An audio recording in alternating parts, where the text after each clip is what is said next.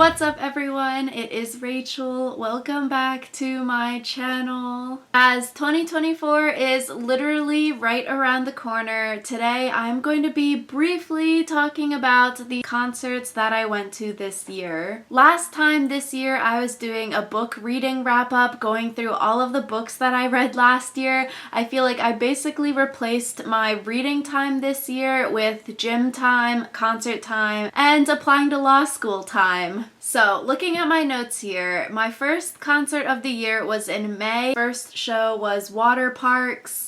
I got invited to this show from someone that I met at the gym. We have now become friends. We were talking about music, and then he says that he won free tickets off of the radio for Waterparks. We went. I was not mentally, physically, emotionally prepared for this kind of show with like moshing and crowd surfing. Like, I've been to small venues before, but I was not ready for all of that. But now, after this year of concert going and going to more shows like that with the moshing and the crowd surfing and the pit, I'm like, okay, I can do it now, and have been teaching other people the ways of the pit and the crowd surf and the moshing, so I'm like, wow, I am his protege. But I thought they had a good show, I had a good time, and me and my other friend were actually going to see Waterparks next year, so now I'm mentally prepared.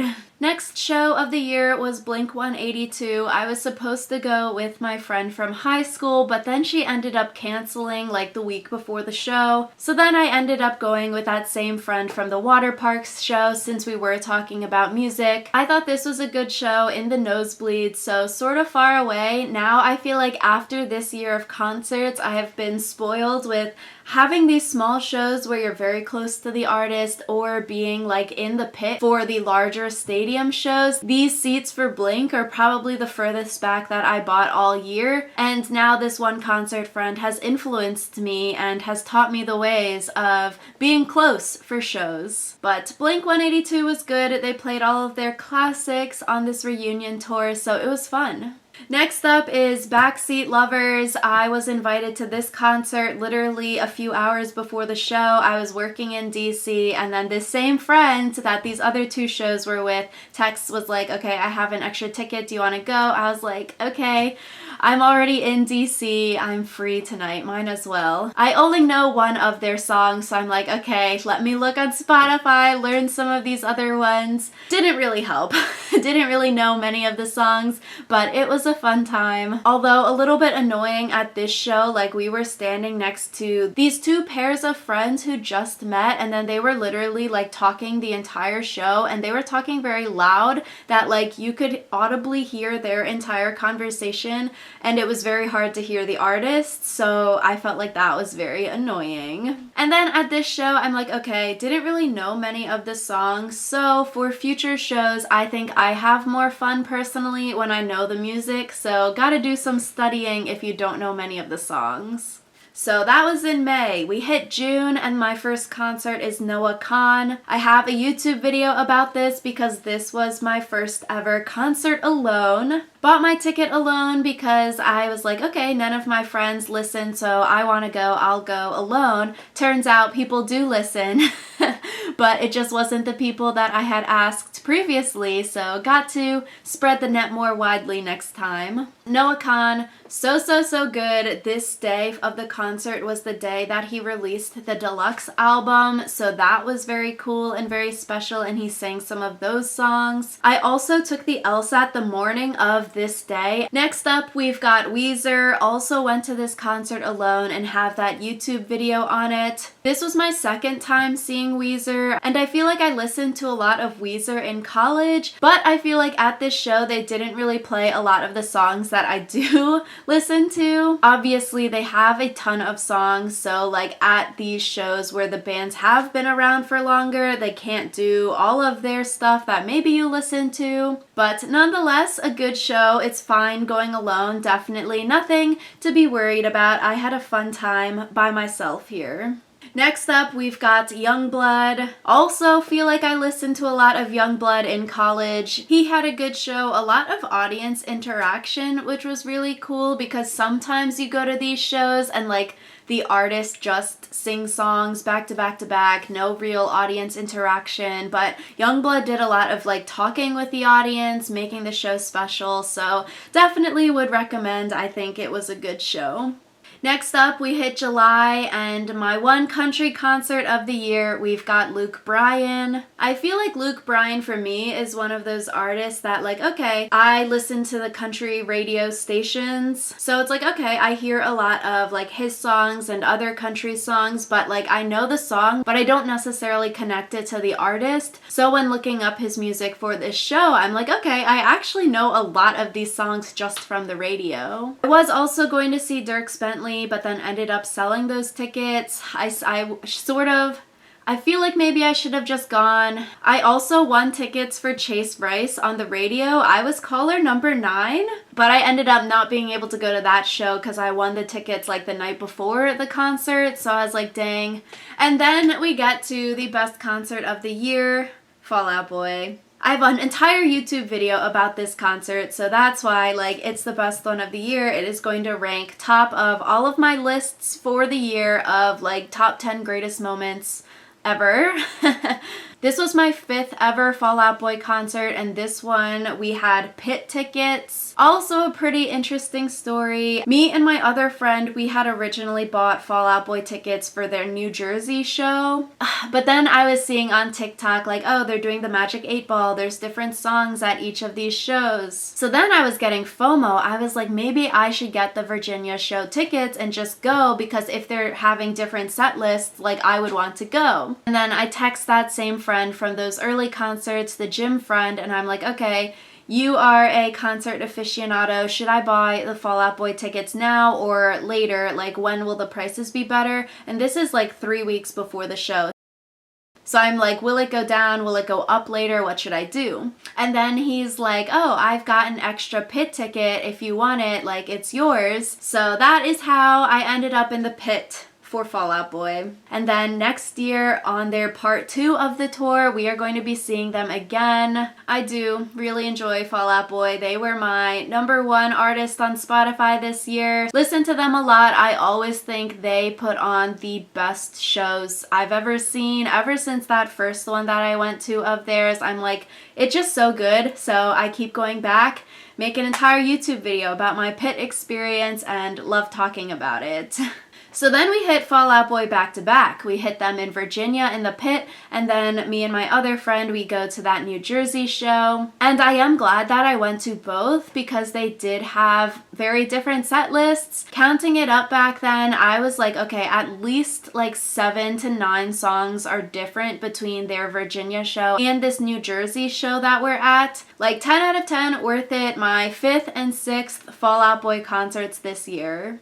And then we hit September, and this 1 week period is freaking insane. So me and my friend, we go to an all-time low concert at the Maryland State Fair. We get through the first 2 opening acts. There's 4 opening acts, and then all-time low goes on. But in between the second and third, it starts lightning and thundering, storming out there, and it's an outdoor show, outdoor venue, like literally in the middle of a field, in the middle of like a horse racing track. We're standing out there in the rain for like 2 hours. There's no information. We're like, okay, is the show going to go on or what's going to happen? And they're like, okay, the concert's canceled, after waiting for 2 hours. And then we continue waiting because we're like, okay, maybe something will happen. Maybe the band will come out and do something, say something. A lot of other people were leaving at this point in time, and throughout the 2 hours of waiting, people were just leaving kind of thing. And All Time Low ended up coming out and playing like 2 or 3 songs on a megaphone for us, and then apologizing, like inclement weather, they can't do anything, the show's getting canceled,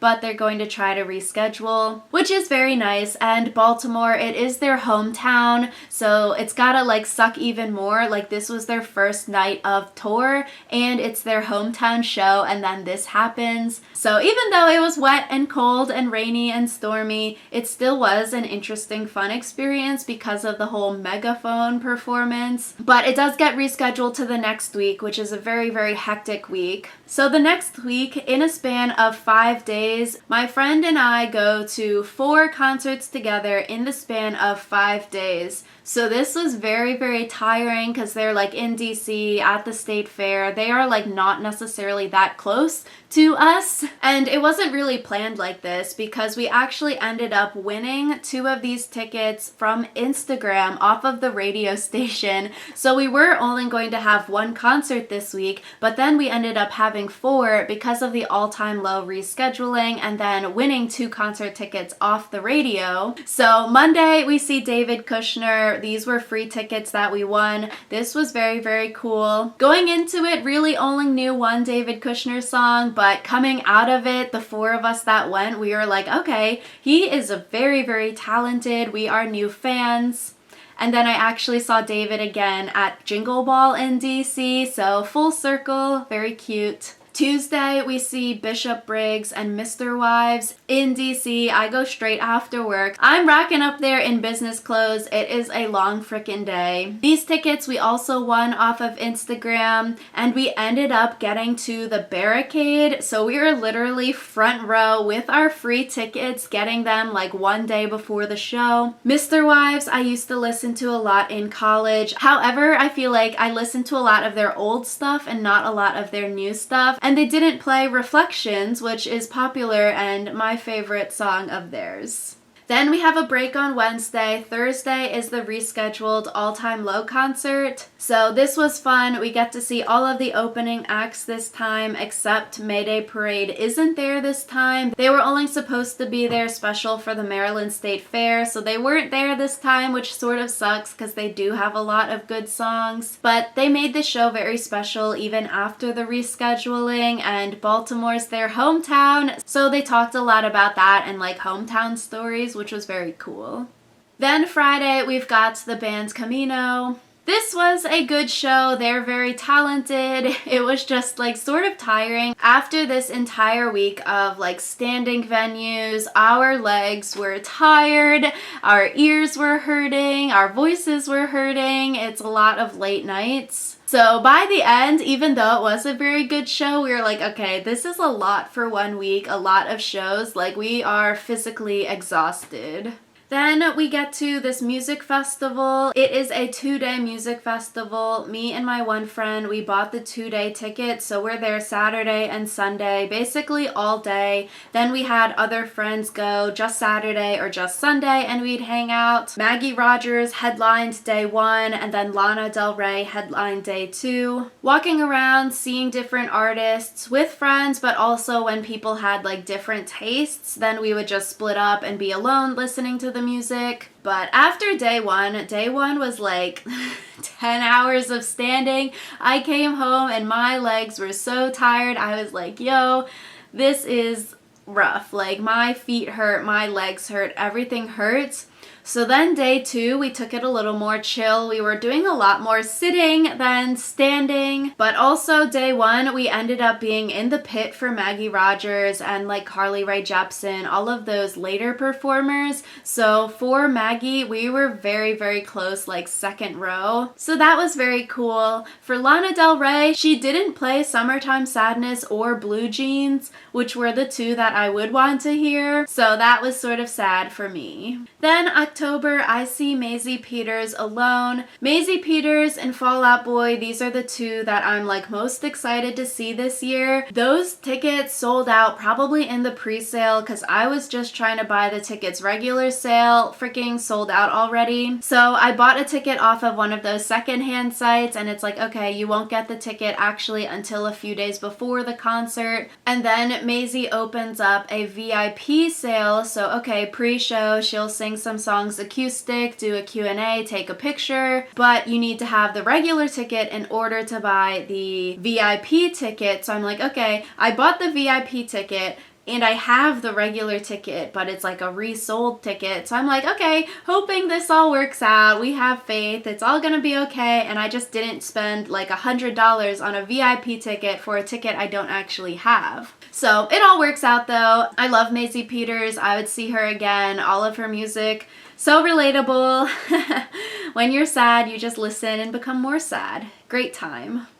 Then my friend and I see Renee Rapp.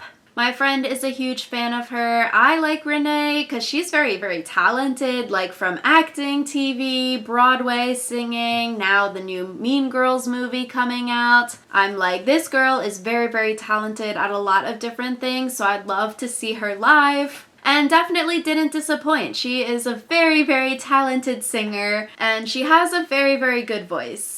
Next up is Beauty School Dropout. I saw that they were touring based off of Pete Wentz posting on his Instagram story, and these tickets weren't sold on Ticketmaster. It was literally on Eventbrite. So we got the tickets for like $22. There were no fees because it was on Eventbrite. So it was very intimate and very fun. Beauty School Dropout live, 10 out of 10. It was so, so, so good. Next up, on Halloween, we see Boys Like Girls. This show was so long. I was like 11:30 and the show wasn't even over yet. I'm like, I am too old for this. Like, why is it not over yet? It is so long. Like, we gotta go to bed. I really like the opening acts for Boys Like Girls. They had Lolo, they had the Somerset, and they had State Champs. So honestly, like a phenomenal lineup for this show. And this was interesting though. So at the Fall Out Boy pit show, we were talking to other people in the pit. One of them was a guy who also climbs. And so at this show, this was the second time we see him. And I'm like, yo, we are seeing these people across state lines. That means you're going to too many shows, but also it makes sense. Okay, similar genre, you're going to maybe recognize people or see people. This comes into play later. Then my one concert for November was Peter McPoland. Similar to like all of these other artists, listened a lot to Peter McPoland in college, and then similarly, like a lot of these, they've put out new music since undergrad. He is someone, when I'm thinking about like, okay, artists that I would want to see live, he was on that list. He's very, very talented. I like watching his YouTube video content, like creative people like that I'm like drawn to. I think that's very, very cool. So I'm like, okay, he is very talented, very creative. So let's see him live, and he's also a very, very good performer live. Then we hit December. First is Real Friends and Knuckle Puck. This is sort of more random. I saw on TikTok like Real Friends' band come up, their music come up, and listen to a song. I'm like, oh, I like this one song. Let's go see them in concert. They're coming to Baltimore. Now I guess it's a running joke because we see that same guy at Fall Out Boy, at Boys Like Girls, and we were joking like, okay, we're going to see this same guy here again. Lo and behold, he is there. And we're like, ah, that's wild. Like, this is more niche. This is a band that maybe people haven't heard of, and yet we're seeing the same people over and over again. But I thought the bands were very, very good. It was a fun night. Also, like crowd surfing, mosh pitting, so getting more used to it. I'm a pro at it now.